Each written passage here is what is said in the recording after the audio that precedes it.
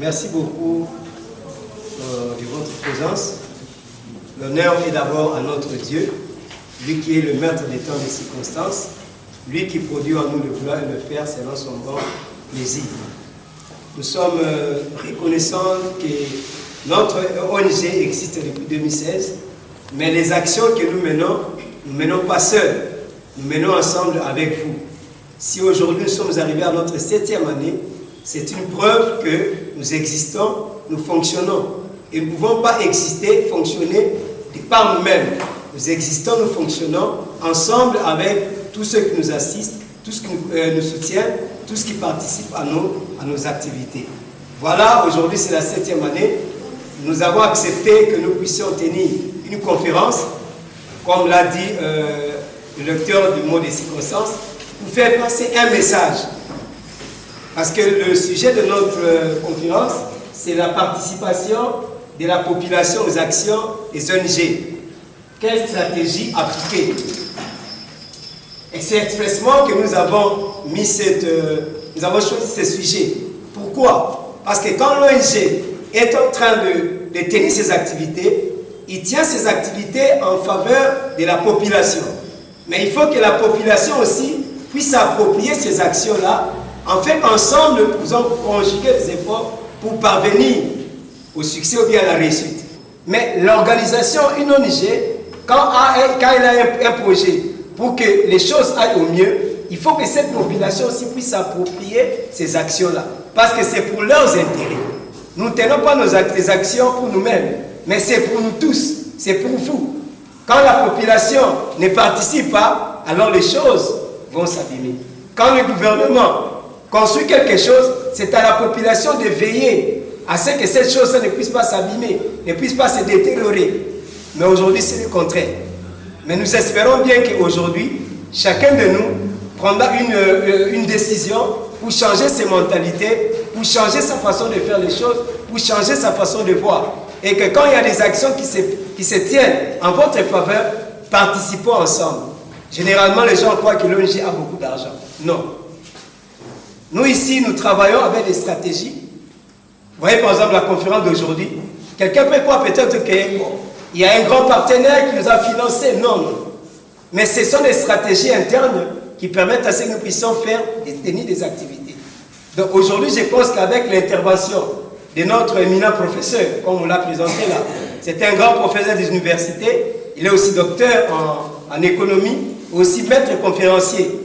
Il présente aussi des émissions à la télé et surtout sur le plan économique. Donc je crois qu'il est là, il va vous dire même des chaînes dans lesquelles il est en train de passer. Donc soyez attentifs, il y aura des moments de questions, nous allons poser des questions, mais la réponse que nous allons avoir aujourd'hui, c'est de savoir quelles sont les stratégies que nous allons appliquer pour que vous et nous ensemble, nous puissions conjuguer des efforts pour tenir des actions en notre faveur. Voilà, sans plus tarder, nous donnons la parole à notre intervenant, le professeur, nous allons corriger un peu, ce n'est pas le CMB, mais c'est Onyembe. C'est Nico Omeonga Onyembe.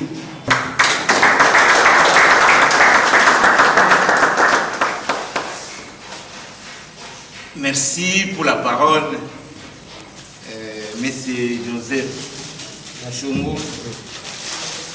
C'est pour moi un honneur, et dis-je, une responsabilité. C'est vrai,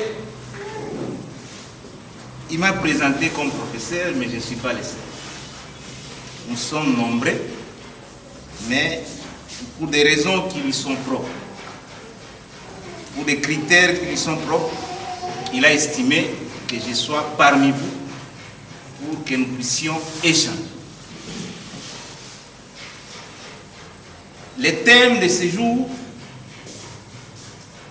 tel que m'est proposé, c'est la participation de la population aux actions des ONG. Quelle stratégie appliquer?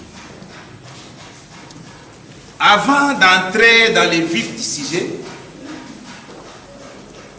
qu'il me soit permis de fixer l'opinion sur les différents concepts qui renferment le thème de ce jour.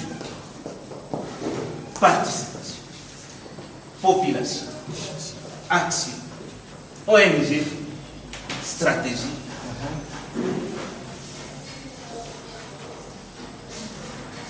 Participation. C'est quoi la participation? Participation vient du verbe participer. Donc, celui qui doit participer doit être un acteur, doit être actif. Participer, c'est prendre part à quelque chose. Population, c'est vous et moi. Donc, les actions qui doivent être menées par les ONG ne doivent pas être des actions exclusives de l'initiateur qui est devant vous ou de leadership de l'ONG. ONG, c'est quoi ONG? On en parle partout. Et qu'est-ce que ça dit? ONG, organisation non gouvernementale.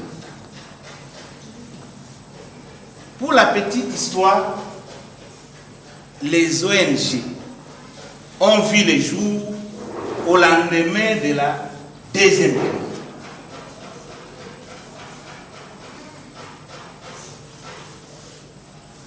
Organisation non gouvernementale. Pour qu'elle vienne faire le concept gouvernemental?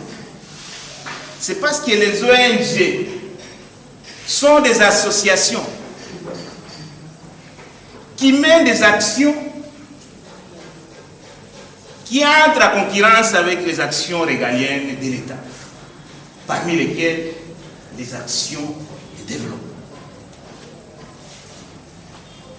les actions humanitaires.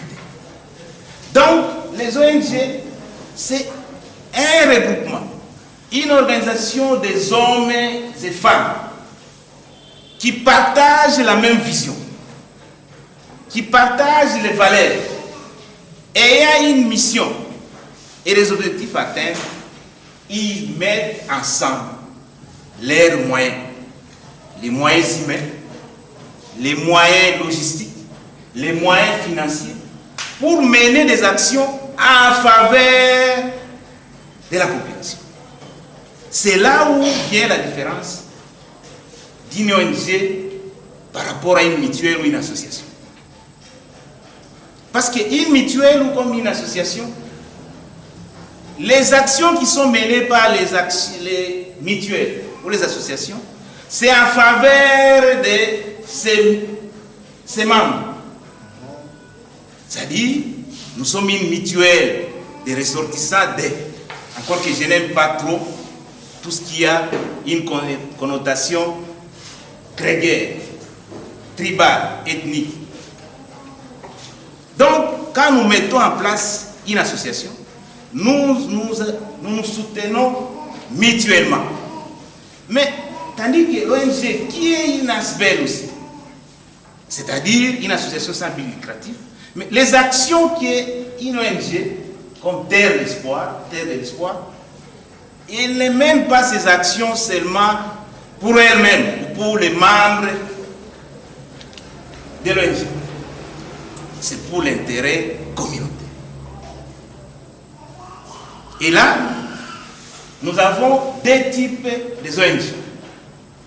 Il y a des ONG qui ont comme credo les plaidoyers de la défense des intérêts de la population. Ce sont les ONG qu'on retrouve qui défendent les droits humains. Mais à côté de ces ONG, il y a les ONG D, comme la Terre de l'Espoir. Ce sont des ONG où on retrouve, où ils mènent des actions humanitaires ou actions de développement communautaire. Au moins, il reste maintenant stratégie. C'est quoi la stratégie? Dans notre pays, on en parle un peu de trop. La stratégie, c'est un concept martial, un concept militaire. De son origine, grec, stratos signifie armée. Et gen signifie conduire. C'est-à-dire, la stratégie, c'est comment conduire une armée pour gagner une guerre. Et ce concept a eu de l'ampleur. C'est quand, je crois, parmi nous ici, il y a des gens qui ont suivi les films qui a opposé, la guerre qui a opposé les Américains et les Vietnamiens. Si les plans puissance, quand vous comparez les États-Unis et les Vietnam, il n'y a pas photo. Mais curieusement, les Américains ont mordu la poussière quand ils sont allés attaquer le Vietnam. C'est de là que vient ces mots. C'est-à-dire quoi? Non seulement qu'on conduit, on mène une guerre, mais la stratégie de maintenant devient comment mener une guerre et la gagner intelligemment. C'est-à-dire qu'on a très peu de moyens, mais on peut. C'est ça la stratégie. Mais je dis que c'est un concept militaire. Peut-être parmi nous, il y a un militaire ici. Mais ce concept a été transposé. On l'a amené en management ou en gestion. C'est un frère, Jean Delay, qui a considéré, parce qu'une ONG, elle n'évolue pas dans un environnement monopoliste. De l'espace, de la notoriété. Comment il va avoir le plus de monde? Comment il va, de manière à être très connu et influencer la population. D'où l'apport de la stratégie. C'est-à-dire qu'on peut avoir beaucoup de moyens, mais si on n'y incorpore pas la stratégie, on risque de ne pas atteindre les objectifs. Voilà pourquoi, comme j'ai essayé un peu d'expliquer les différents concepts qui renferment notre thème, je peux maintenant passer au vif du sujet. Au moins, chacun de nous a compris l'essence du thème que nous allons échanger cet après-midi. Participation de la population. C'est-à-dire, une ONG a besoin de la population pour réaliser des actions en faveur de la population.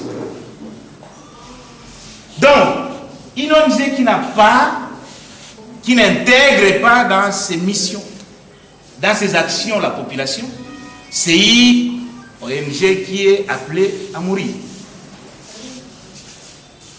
Donc, la population doit être impliquée, doit être au cœur des actions de l'ONG, parce que je l'ai dit tantôt, que toutes les actions que l'ONG, que la terre de l'espoir va devoir mener, doit mener en faveur de la population.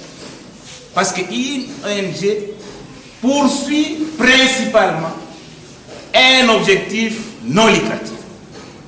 C'est la raison pour laquelle les ONG ne payent pas les impôts ni taxes. Parce qu'ils ne poursuivent pas un intérêt, un but. Ils ne réalisent pas les bénéfices. Tout ce qui peut amasser par les moyens, il le fait en faveur de la population.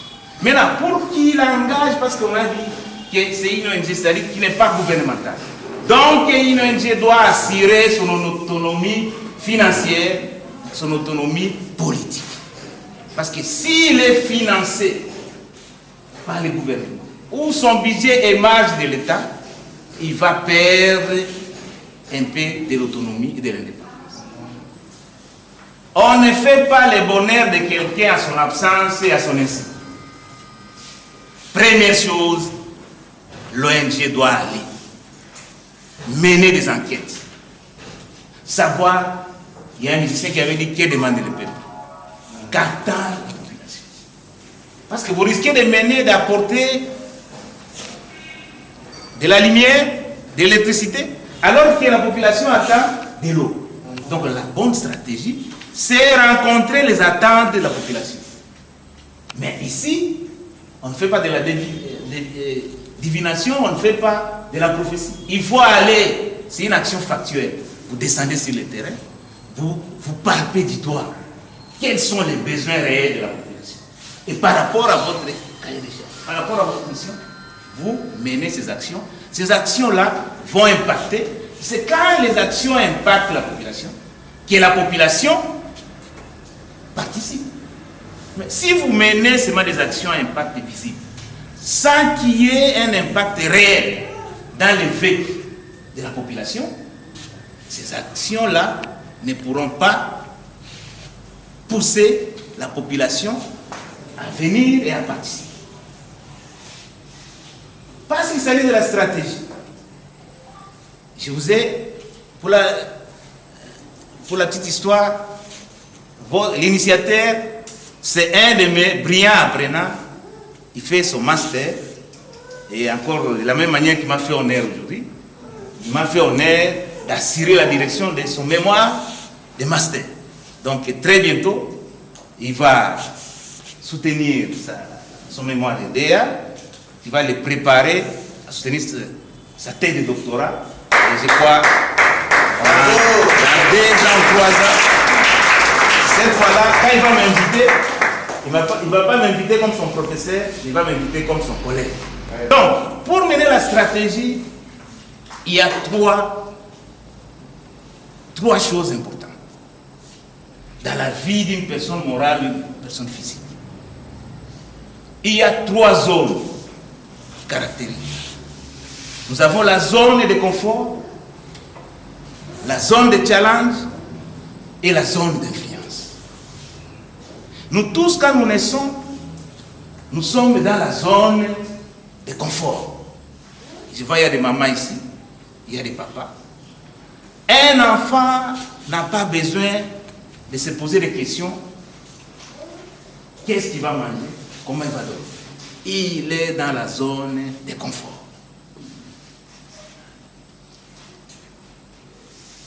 C'est qu'il ne fait rien. Tout lui arrive. Mais quand vous êtes dans la zone de confort, première démarche, c'est de sortir de la zone de confort pour venir dans la zone de challenge. Et vous y êtes déjà. C'est la zone de bataille. Vous devez batailler. Ça fait 7 ans que vous bataillez. Chiffre 7, c'est le chiffre de la perfection. Et ça coïncide que c'est un dimanche aussi. Donc, cette ONG a fait un bon choix du jour pour célébrer son anniversaire. 7 ans, c'est le chiffre de la perfection. Donc, quand vous arrivez à la zone de challenge, vous vous battez. Quand vous réussissez dans la zone de challenge, vous passez maintenant dans la zone d'influence.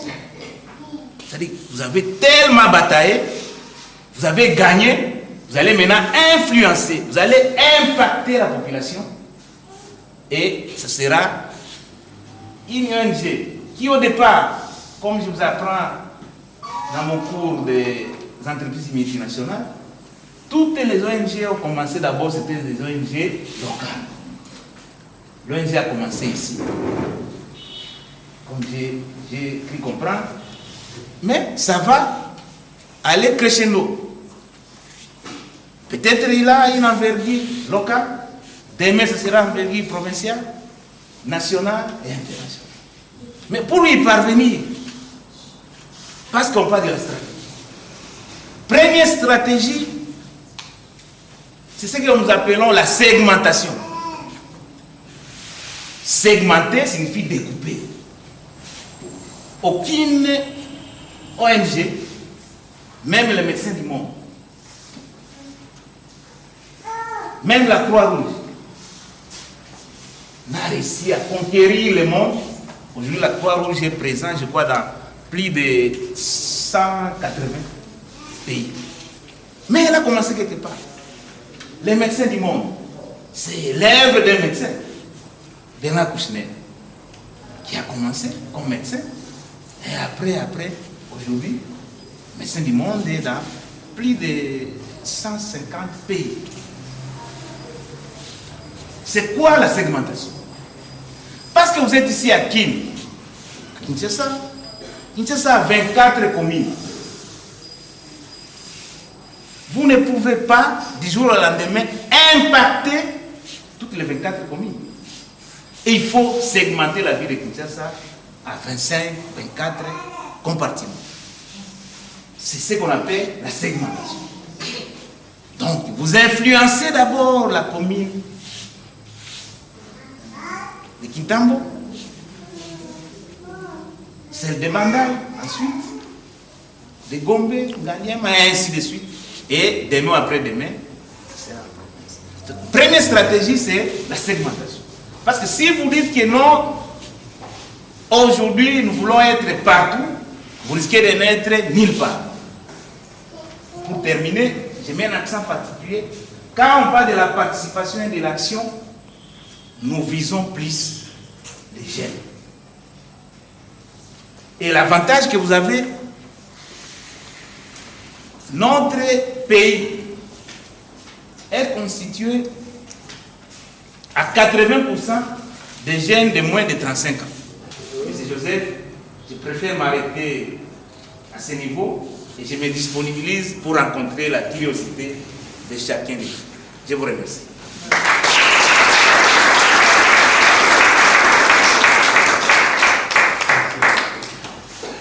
Je crois que vous avez senti que c'est un grand professeur qui sait bien dispenser son cours. Pour votre information, moi, chaque fois à la télé, à l'époque des autres régimes passés, quand j'entends parler de la microéconomie, je me dis, mais c'est quoi encore? Des gros chiffres, macroéconomie plutôt. Macroéconomie, c'est quoi? On nous embrouille avec des chiffres, alors que nous n'avons jamais vu ces chiffres-là. On ne voit jamais l'impact des chiffres. Mais quand je suis arrivé à l'université, à le master, on m'a appris la macroéconomie. Et je vais vous dire que je n'ai pas repris ces cours-là. Un coup, une flamme, et maintenant là, je suis quitte. Acclamons encore le professeur. Voilà, nous sommes au moment du foire des questions. C'est une conférence débat. Tout celui qui a une question à poser, il peut poser. On va regrouper les questions en 3. Donc 3 personnes posent des questions. Le professeur répond. 3 personnes répondent des questions. Il répond et jusque-là, nous aurons à atteindre notre objectif. Donc, qui est la première personne? Maintenant, je voulais savoir, j'ai remarqué par moi-même qu'il y a beaucoup de ONG ces derniers temps. Bon, pourquoi pas tous ces ONG pouvaient faire comme une plateforme, hein? Ils pouvaient deux fois, ils s'assemblent même par 1 ou 2 fois. Cela les permettra parmi eux de se donner de programmes, de stratégies, comment ils peuvent travailler. Parce que quand nous voulons seulement aller, moi je vais faire mon ONG par là, non, je vais faire pour moi. Hein? On voit seulement moi, hein, l'égocentrisme. Est-ce que c'est bien ou bien ce n'est pas bien? C'est ce que je voulais poser la question. Voilà. Bon, pour moi, professeur Nico, je voudrais tout simplement vous poser la question pour savoir, dans une ONG, sans la participation, sans une population, sans des actions, comment on pouvait vivre pour que cette ONG puisse aller de l'avant? Monsieur Roger, ma question est celle-ci. Les ONG, ce sont des organisations non gouvernementales. Et quand est-ce que le gouvernement vient s'associer à ONG? Ouais, à ce moment-là, à quel moment les gouvernements viennent s'associer avec les ONG? Madame Meta, je crois votre préoccupation est à la fois une interpellation. Vous savez, dans notre pays, si on a pris beaucoup de retard, c'est à cause de cet égocentrisme. À ce jour, je peux vous dire, pour revenir à votre question, imaginez-vous que dans un pays comme le nôtre, à ce jour, nous avons plus de 900 partis politiques. Mais quand vous essayez de voir les objectifs et l'idéologie de ces partis politiques. On peut ramener même à 3 ou 4 partis politiques. Et dans le monde des ONG, vous avez dit très bien, je crois l'hymne national de nos NOCO, c'est comme ça qu'on les appelle, les Belges. Ils disent ceci, l'union fait la force.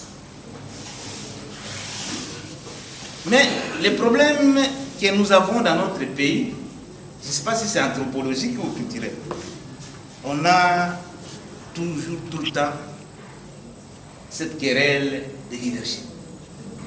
Souhaitons, je salue les leadership de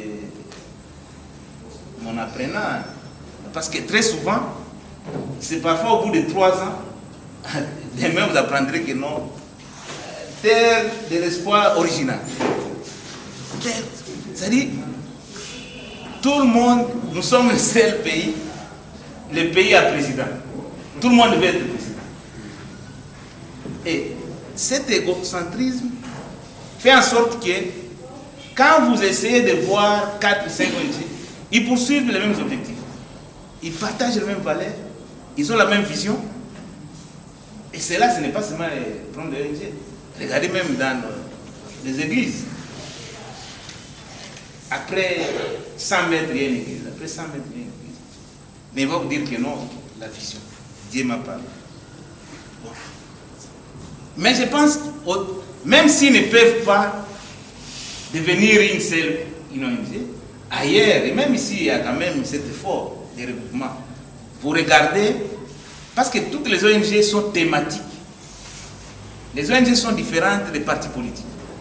Les partis politiques ont une vision globale, parce qu'ils veulent accéder au pouvoir et régenter.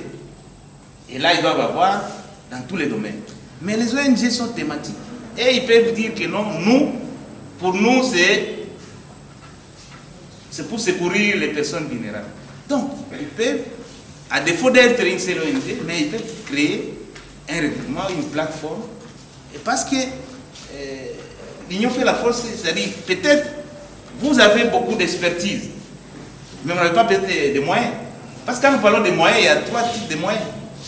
Les moyens intellectuels, les moyens humains, c'est important. Les moyens logistiques, les moyens financiers. Donc, celui qui a les moyens financiers, l'autre a les moyens logistiques, et l'autre les moyens intellectuels. Quand vous mettez ensemble, vous deviendrez, malheureusement, je crois, prions, encourageons, de manière à ce que, comme le leader a bien suivi votre préoccupation, peut-être, pourquoi pas, il peut entreprendre des marches pour qu'ils se retrouvent dans une plateforme où ils peuvent mener les actions ensemble, parce que s'ils sont nombreux, ils peuvent mener les actions d'envergure. Deuxième question, c'est Papa Mawes. Oui. Est-ce que sans action, sans participation, est-ce que les ONG ne peuvent pas aller de l'avant? Je dis non. Les ONG, par essence, on a dit qu'on a besoin de la combinaison, la synergie des moyens humains, c'est ça, les hommes et les femmes, les moyens logistiques. Donc, une ONG qui se limite à avoir seulement 5-10 personnes, quelle action va-t-elle mener? Parce que les ONG vivent d'abord et surtout de leurs cotisations. Au-delà des cotisations, pour mener des actions au-delà des Kintamou, lui-même ne peut pas se dupliquer partout. Donc il a besoin toujours d'une main d'association. Et quand est-ce que l'ONG s'associe? Non, en principe, l'ONG ne peut pas s'associer au gouvernement. Parce qu'on l'appelle même non gouvernemental. Mais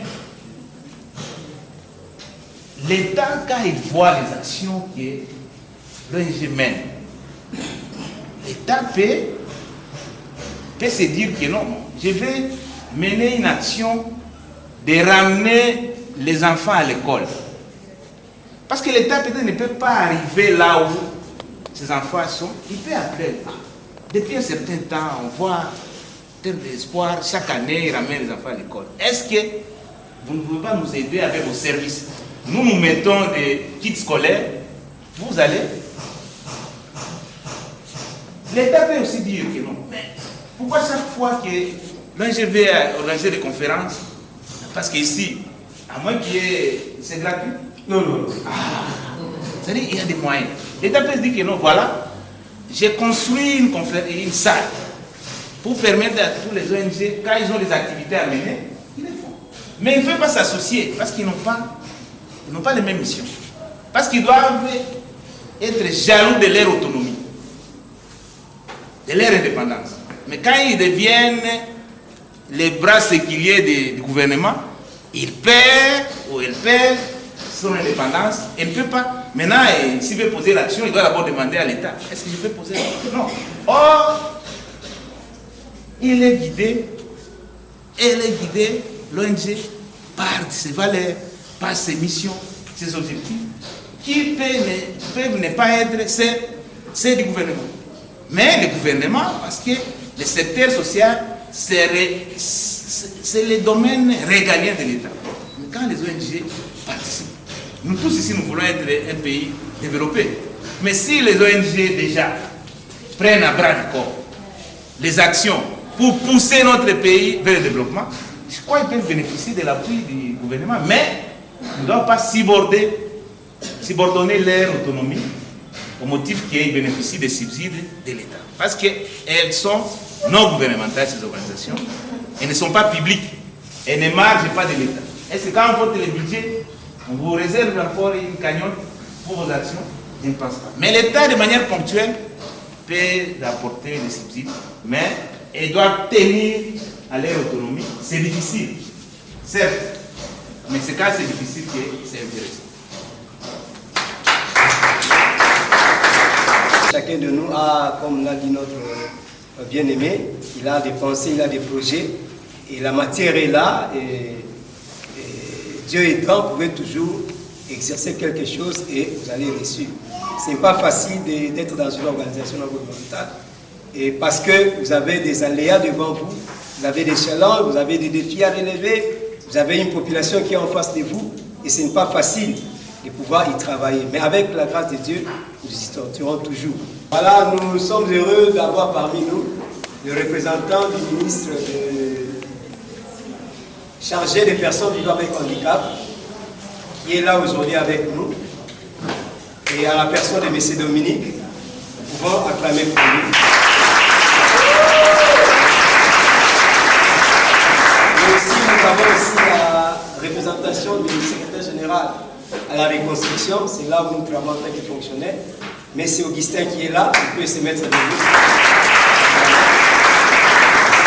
Il y a aussi notre secrétaire général des SNV, du représentant de Madame la ministre chargée des personnes avec handicap. Nous remercions aussi notre professeur Nico Omeonga qui a disposé de son précieux temps pour venir nous assister dans ce que nous sommes en train de faire. Si nous nous tenons la main dans la main, nous allons encore aller de l'avant.